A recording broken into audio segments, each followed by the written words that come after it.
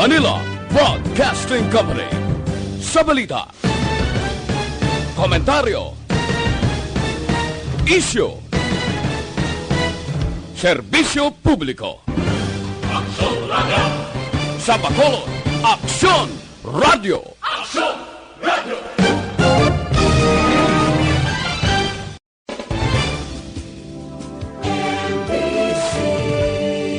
Manila Broadcasting Company. Sa balita, komentaryo, isyu, serbisyo publiko. Aksyon Radio! Sa Bacolod, Aksyon Radio! Aksyon Radio!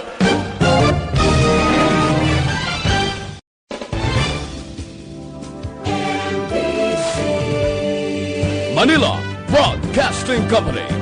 Sa balita, komentaryo, isyu, serbisyo publiko. Aksyon Radio! Sa Bacolod, Aksyon Radio! Aksyon Radio!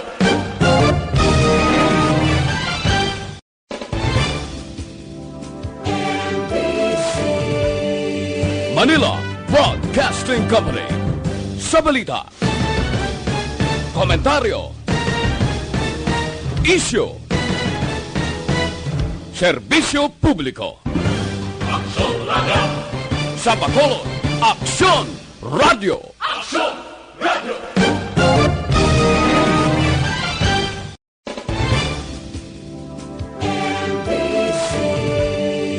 Manila Broadcasting Company.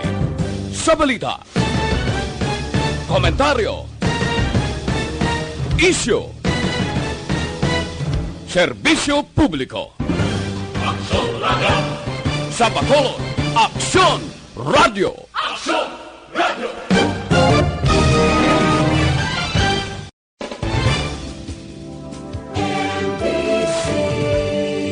Manila Broadcasting Company. Sa balita, komentaryo, isyu, serbisyo publiko. Aksyon Radio! Sa Bacolod, Aksyon Radio! Aksyon Radio!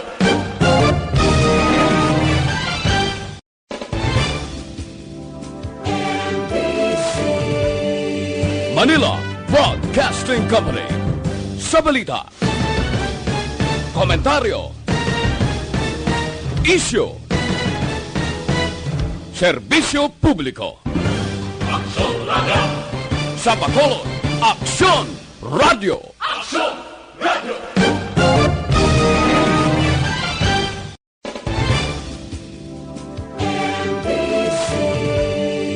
Manila Broadcasting Company. Sa balita, komentaryo, isyu, serbisyo publiko. Aksyon Radio! Sa Bacolod, Aksyon Radio! Aksyon Radio!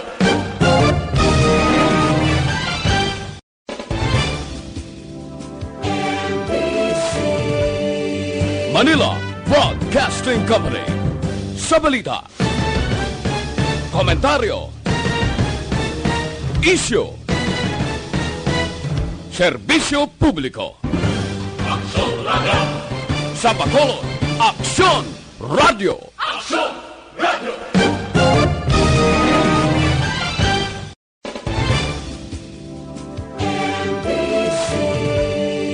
Manila Broadcasting Company.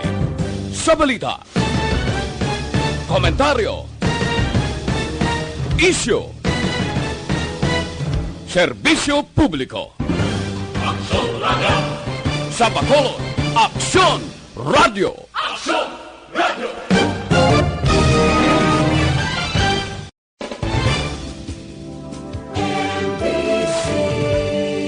Manila Broadcasting Company. Sa balita, komentaryo, isyu, serbisyo publiko. Aksyon Radio! Sa Bacolod, Aksyon Radio! Aksyon Radio!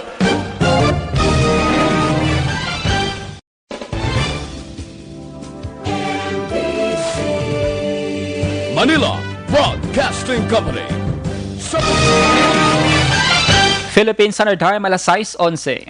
Oras ginadulong sa inyo sang Doc Alternatibo. This time check is brought to you by ACS Manufacturing Corporation, ISO certified, world-class quality. This time check is brought to you by Joy Dishwashing Liquid. Aksyon! Balita Evening Edition. Magadulong sa inyo sang mga nagapanguna nga balita lokal, national, international, sports, kag entertainment. Aksyon! Balita Evening Edition. Kag karon ang inyong news team. Una sa balita, una sa aksyon. Mayong gabi syudad sa Bacolod, Western Visayas, kag bugos nga Pilipinas. Welcome na sa pagpangalagad sa Aksyon Balita Evening Edition. Karong adlaw Martes, Abril 21, 2020. Kita naman kinakain sa aming official Facebook page kag sa pagiman sa among YouTube channel ang Aksyon Radio Bacolod kag mabatian pagiman sa www.actionradiobacolod.com.ph. Kaming inyo mga tag-balita. Aksyon ang Defensor. Kag Aksyon Dale Salazar para sa mga headlines. Una kita sa mga balita lokal. Duwa ka mga tawo patay sa aksidente sa Banwasang Ilog. 62 ka stranded passengers wala nakabalik sa Negros bangod sa kakulang sang dokumento. Sa balita national, 10 milyones pesos gintanyag ni Presidente Duterte sa makadiskubre sang vaccine batok sa COVID-19. DOH na record ang pinakanubo nga numero sa napatay sa COVID-19. Kag sa atong balita international, South Korea gina-verify ang report nga nagpaidalom sa operasyon si North Korean leader Kim Jong-un. Sa sports balita, PBA nag-donate sang PPE sa pila ka mga hospital sa Luzon. Samtang gin-discharge naman ang pinakaunang COVID-19 survivor ang gin-admit sa Ninoy Aquino Stadium. Kag sa atong balita entertainment, 3 ka mga aktras na report nga ginban sa Mindanao. Detalye sang mga balita lokal pagkatapos gid lamang sini.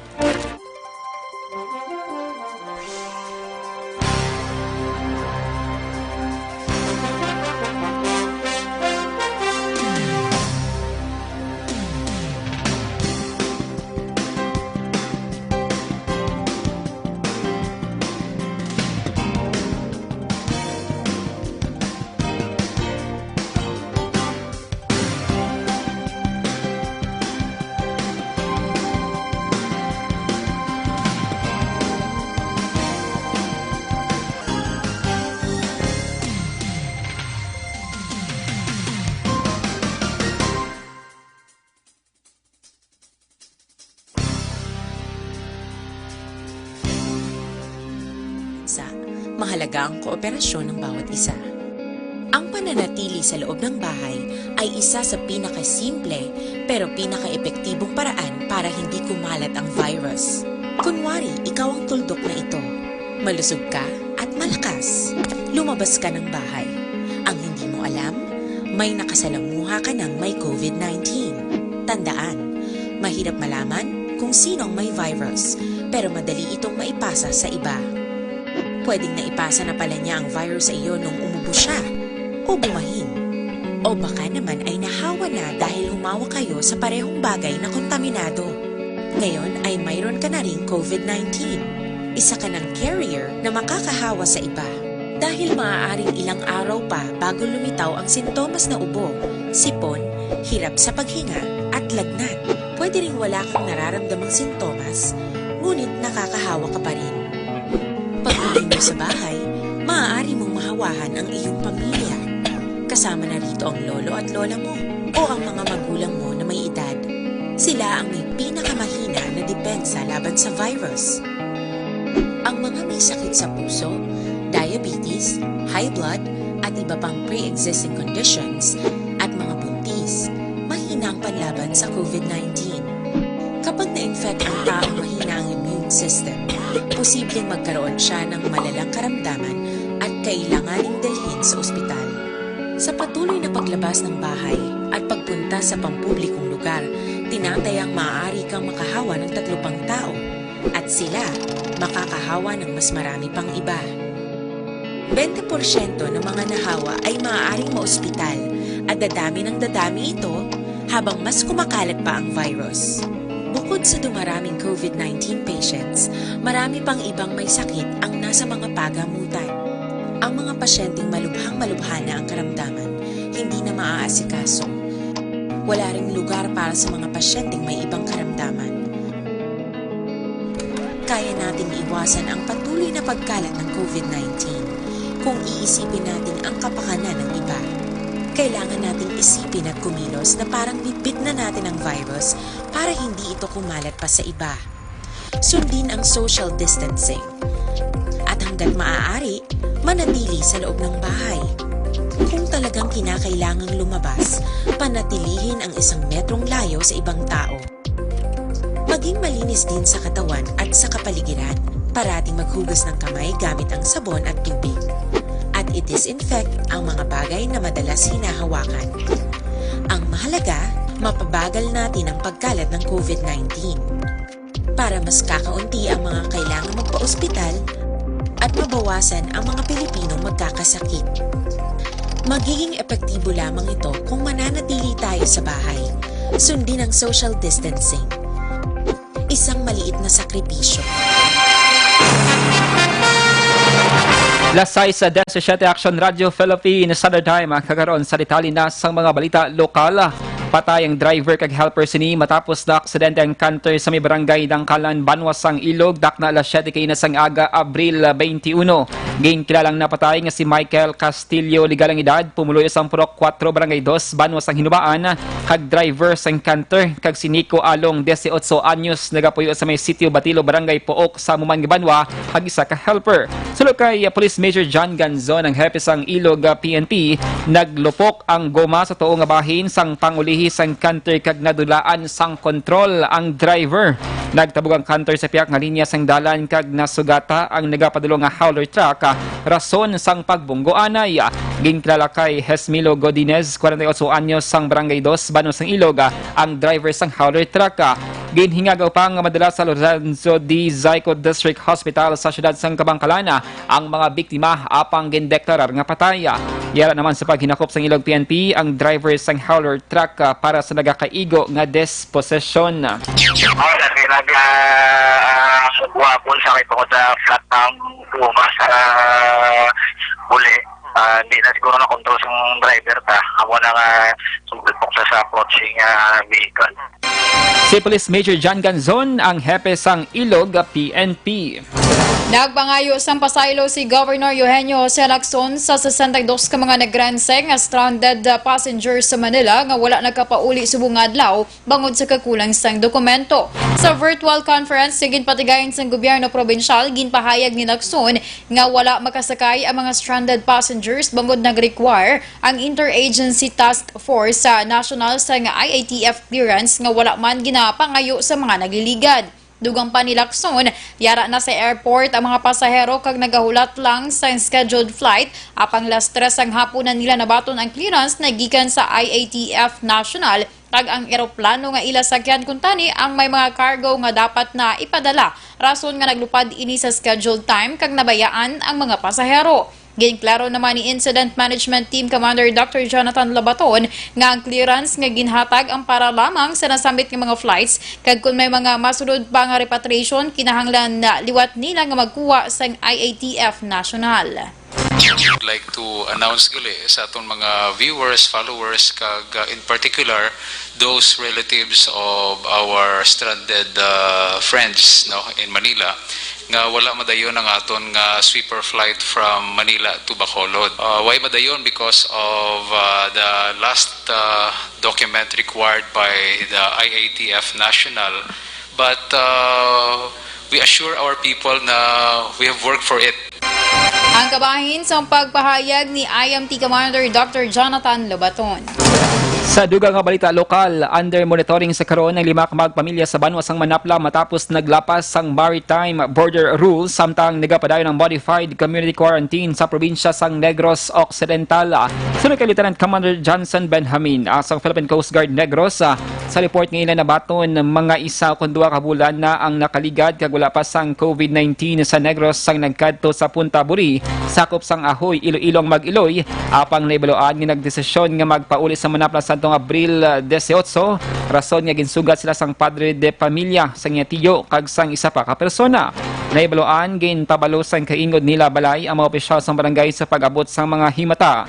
Rason nga gilayon sila ginkuhaan sang temperatura kag ginpathagan sang iban pa nga pagsunundan nga ilasundon base man sa protokol sang DOH. Nagpakabay si Benjamin nga mangin mabinantayon ang tanan nga tawo kag buligan sa pagbantay ang Coast Guard kag iban pa nga force multipliers sa wala sang partikular nga makagwa sulod sa isla sang Negros para malikawan ang paglapta sang COVID-19. Na-trace na sa Bacolod City Health Office kag Barangay Health Emergency Response Team o kon BHERTS ang pito ka mga persona nga may exposure sa 43 anyos nga lalaki nga COVID patient nga taga Banwas ng La Castillana. Sulod kay Bacolod Vice Mayor Elcid Familiaran, duwa ka mga lugar sa Bacolod ang nakaduan sa COVID-19 patient kag iniamong Barangay Mandalagan kag Estefania. Suro sa Vice-Alcalde, pag-abot sang pasyente sa Banago Port sa 2 Marso 13, nagtulog ini sa balay sang iutod sa Barangay Estefania. Kag dugang pa, wala man sang sintomas ang pito ka mga tawo nga na-trace ang otoridad kag nagsuwestyon nga ipaidalob ang mga ini sa swab test. Suno sa Vice-Alcalde, nagtawag sa iya si punong Barangay Jerry Tingson kag nagpahibalo nga nahatagan na sang face mask ang mga maghimata kag ginambisuhan nga mag-home quarantine. Nanawagan si Familiaran sa mga taga Estefania nga mangin mabinantayon kag magpa-check up sa Bacolod Respiratory Center kung may mabatyagan nga flu-like symptoms. Samtang nagnegatibo naman na sa virus ang duwa ka mga lalaki nga nagtaliwan sa syudad sa Bacolod kag ginakabig sadto nga probable COVID-19. Inisuno kay Bacolod Vice Mayor Sid Familiaran base man sa datos gikan kay Dr. Grace Tan, ang spokesperson sa Bacolod Interagency Task Force Against COVID-19. Negatibo sa virus ang 67 anyos nga lalaki nga napatay nagligad nga Abril 10 kag negatibo man sa COVID-19 ang 35 anyos nga lalaki nga nagtaliwan sadto nga Abril 12. Suno kay Familiaran, wala na sang contact tracing pati gayunon bangod hindi COVID-19 ang kabangdanan sang ila kamatayon. Ginkilala sang 303rd Infantry Brigade Commander ang kaisug sang apad ka mga soldado sang 94th Infantry Battalion nga napilasan sa damnaglang engkwentro batok sa NPA sa sitio Kunalong Purok 2 Lunoy, Barangay Karawalan, Syudad sang Himamaylan sa tong Abril 19. Gin-award ni Colonel Inocencio Pasaporte ang 303rd Infantry Brigade Commander ang Wounded Personnel Medal kay Corporal John Chris Laus, Corporal Lesmer Jade Tamayaw o Kuntumayaw, Private First Class John Paul Johnson kay Private First Class Alexis Meprano. Manumduman nagpatigayon sa Community Security Patrols katapos sa 94th IB agud nga maghatag sang proteksyon sa mga pumuluyo nga nagabaton sang ila ayuda nagikan sa o kung halin sa gobyerno nga Social Amelioration Program pinaagi sa DSWD sa magluntad ang pagpangatake sang NPA. Una sa balita, una sa aksyon. Lasay sa 24 Aksyon Radio Philippine Standard Time. Hugali ang pag-inom sang DTX 500. Bawal ang DTX 500 na may tatlo ka mga anti-diabetic properties. Charantin nga nagapanubos ang glucose. Bisin nga nagakontrol sa imo blood sugar kag polypeptide. Nga may kaangay nga epekto sang insulin. Mag DTX 500 capsule. Sa kada adlaw ang produkto nga DTX 500 ang pwede na ma-order online kag ma-deliver sa inyo nga balay. Magbisita lamang sa www.kalusuganyan.ph or pwede man i-check ang Kalusugan Yan Facebook page. Detalye sa mga nagapanghuna nga balita nasyonal. Pagkatapos gid lamang sini.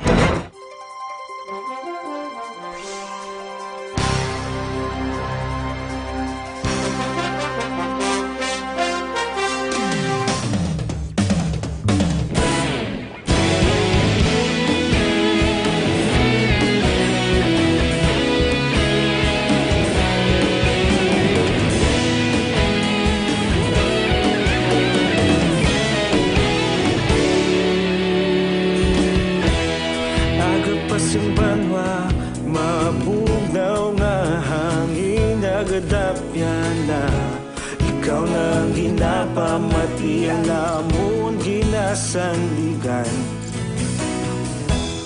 Tingog sang probinsya kamatuuran ginapalap na. Minsay nga may dala paglaong kag kasanat.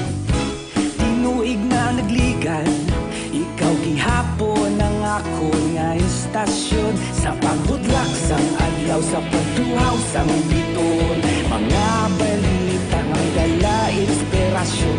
Aksyon radyo, bakolod man sa gihapon. Padayon Aksyon radyo, bakolod saludo sa imo. Padayon Aksyon radyo, salamat kisa pagserbisyo. Patas kag balanse, matuod nga mensahe, wala sang ginadang pilihan. Padayon Aksyon radyo.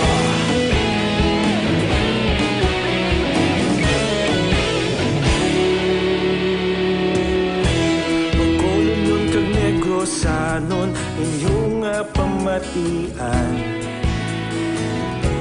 Stasyon nga nagapalaplag sang kamaturan. Mabakod nga prinsipyo, reporter handa sa serbisyo. Kahapon, karun kag sa gihapon, kita magapadayon. Tinuig na nagligan, ikaw gihapon ang ako nga istasyon. Sa pagbutlak sang adlaw, sa pagtuhaw sang biton. Mga balita na may dala inspirasyon. Aksyon radyo, bakolod man sa gihapon. Padayon Aksyon radyo, bakolod saludo sa imo.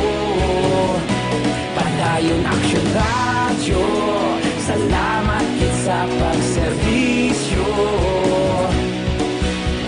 Patas kag balanse, matuod nga mensahe, wala sang ginadang piligan. Padayon Aksyon radyo. Una sa balita, una sa aksyon, sa bakolod Aksyon Radio. Una sa balita, una sa aksyon, sa bakolod Aksyon Radio. Ikaulog na ngay, sa bisan anong kalintangan. Responsable nga pagbalik.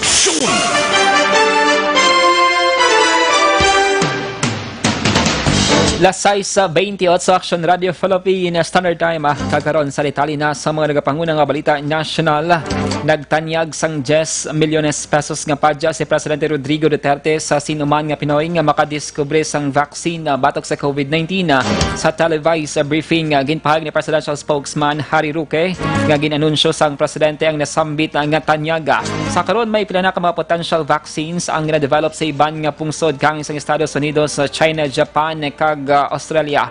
Tinanikdan nga si Managin pahayag ni Presidente Duterte sa Asian leaders sa virtual meeting nga ang tanan nga pungsod dapat mahatagan sang patas kag mahapos nga akses sa vaksina kag bulong para sa COVID-19 kon ini ang mangin available. Nagsaka na sa 6,599 ang kadamuon sa nagpositibo sa COVID-19 sa Pilipinas matapos na record ang 140 panibagong nga kaso subong nga adlaw. Sa pinakauli nga record sa Department of Health, may 41 ka mga naka-recover kag sa kabilugan may ara sang 654 ka mga recoveries. Na-record naman sa DOH ang pinakanubo nga numero sa napatay bangod sa COVID-19. Subong adlaw, siyam ang nadugang sa napatay, apang ang kabilugan nga record naglambot sa 437.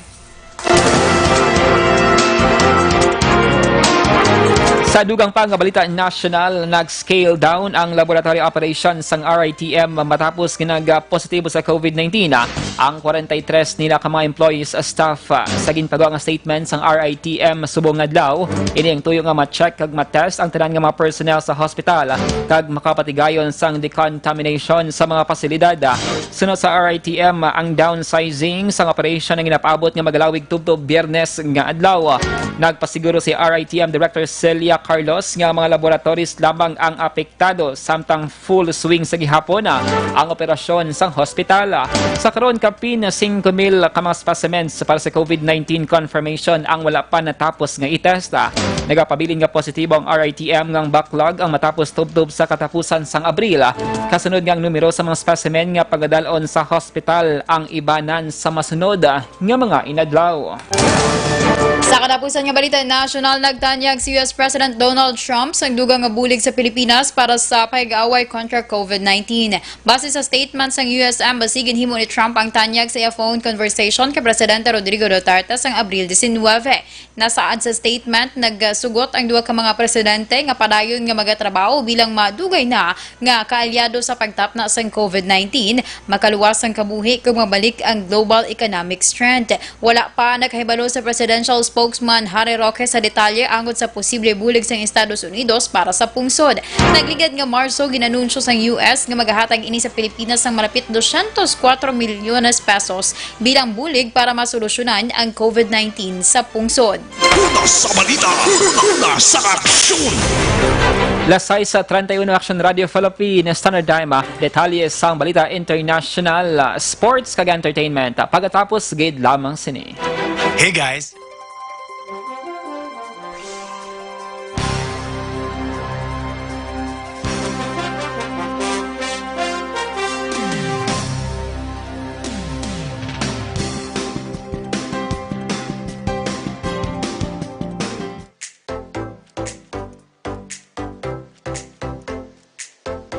Mga ka-aksyon, madamos ang nagpalaylay ng pamaagi at protektahan ang imong kaugalingon batok sa novel coronavirus 2018 o ng COVID-19.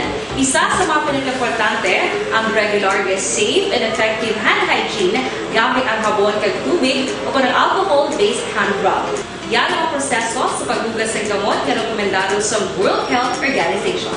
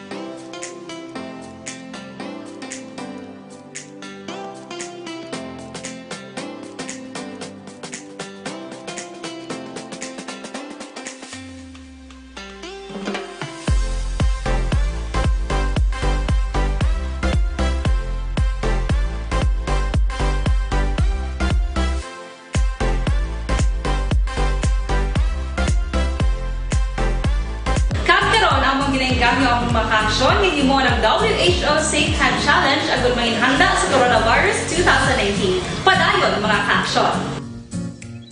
Aksyon Radio!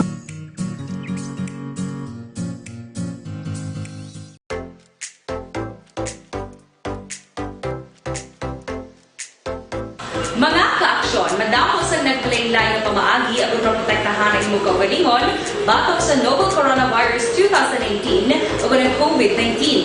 Isa sa mga pinaka-importante ang regular, safe, and effective hand hygiene gamit ang habon kag tubig o ng alcohol-based hand rub. Yan ang proseso sa paghugas ng gamot na rekomendado sa World Health Organization.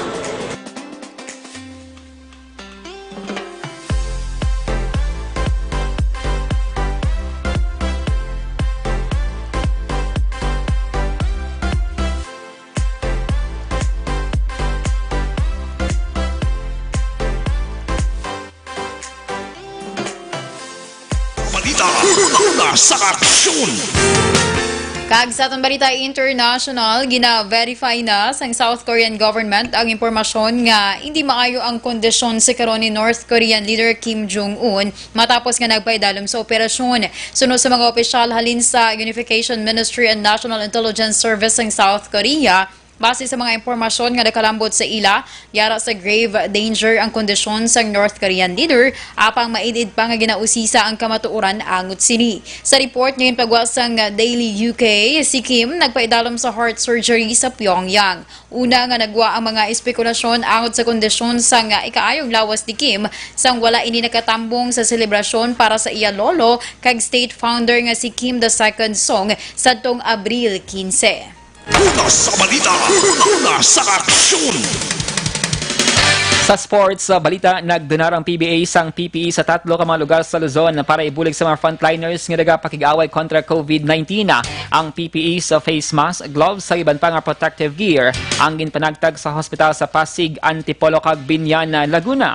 Ang nasambit nga mga lugar ang regular nga naga-host sang PBA games sa Philports or Confil Sports Arena sa Pasig, Inaras Center sa Antipolo kag Alonte Sports Arena sa Binyan.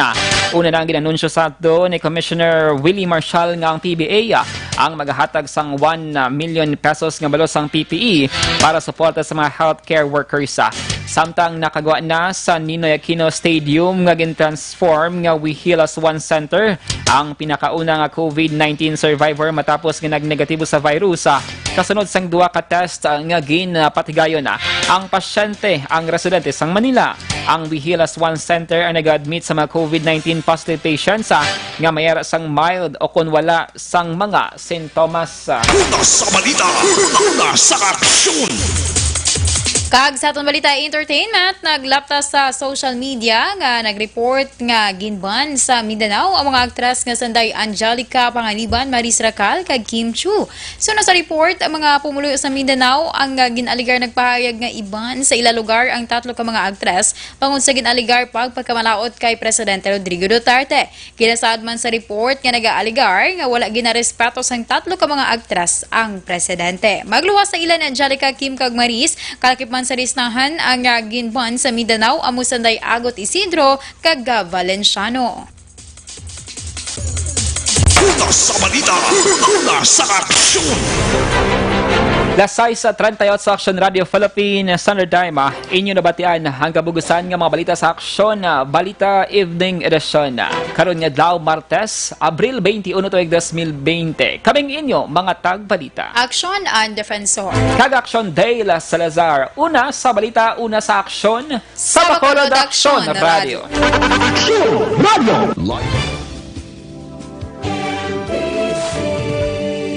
Manila Broadcasting Company. Sa balita, komentaryo, isyu, serbisyo publiko. Aksyon Radio. Sa Bacolod, Aksyon Radio. Aksyon Radio.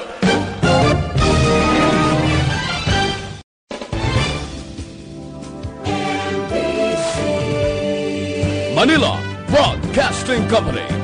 Sa balita,